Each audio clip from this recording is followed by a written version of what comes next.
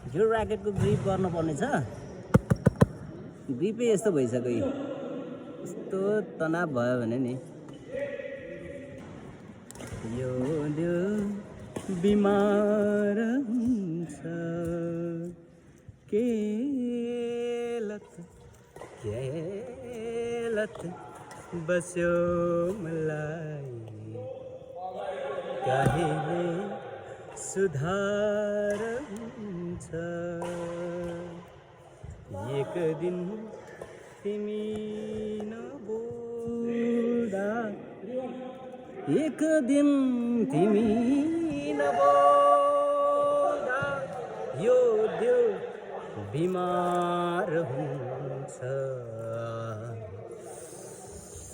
Many styles are there for gripping. म चाहिँ यसरी लगाउँछु है, यो ग्रिपमा यसरी फोल्ड गरेर अब यहाँनिर गएर यो युनेस्को भन्ने लोगोलाई अलिकति राम्रो मोडिफाई गरेर यसरी लगाउँछु म चाहिँ। मेरो चाहिँ त्यो फेभरेट स्टाइलमा पर्छ है। यहाँबाट यसरी लगाउने, यहाँबाट हियर यसरी गरेर यहाँबाट यसलाई हामीले यसरी छोप्न सक्छौँ होइन। यसरी छोप्ने, फेरि अर्कोपट्टि अलिकति तल झारेर सेम स्टाइल हियर यसरी भयो। यो यतिको भयो भने अब यस्तो बिग्रियो छ्या। अब यसरी होइन, त्यसपछि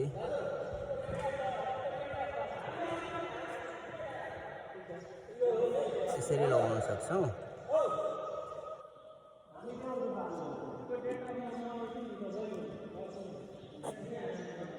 यसलाई यसरी छोपिदिने र चारैपट्टि यसरी गयो भने यहाँनिर पनि फेदमा पनि पक्रिने भाग हुन्छ कि, पक्रिने भागलाई चाहिँ यस्तो राम्रो के अरे अलि ट्याक्क पारेर सर्ट हान्दाखेरि पनि जे होस् फुस्किँदैन।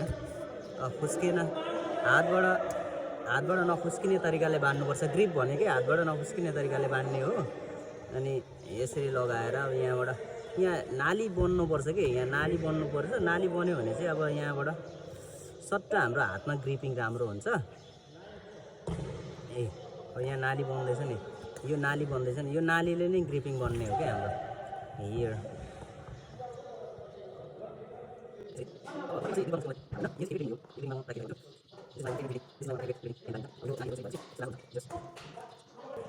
ट्याक्कै हुन्छ कि यो छोप्छन् मान्छेहरूले, तर यो छोप्नु राम्रो होइन कि, यो लोगो देखाउनै राम्रो हुन्छ। मलाई चाहिँ त्यस्तो मनपर्छ। यसरी अब ट्याक्कै मिल्यो नि यो होइन, ठ्याक्कै छोपिएन कि यो छोपिएन भने कस्तो यो यहाँनिर ब्याक फ्लिपमा पनि ब्याक ह्यान्डमा पनि अलिकति राम्रो हुन्छ कि यसलाई। अब यसरी अब यो ब्याक ह्यान्डमा पनि राम्रो हुन्छ र फर ह्यान्डमा पनि राम्रो हुन्छ यसलाई। त्यस भएर यो मान्छेहरूले छोप्छन् कि यो छोपेको चाहिँ मलाई प्राय मन पर्दैन। अब यहाँनिर टेप लगाइदिउँ। अब फाइनल भइहाल्यो हाम्रो ग्रिपिङ।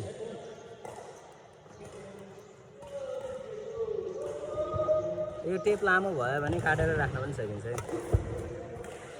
टेप चाहिँ प्रायः यहाँ तलबाट यसरी बाँध्ने गरिन्छ होइन, यसरी।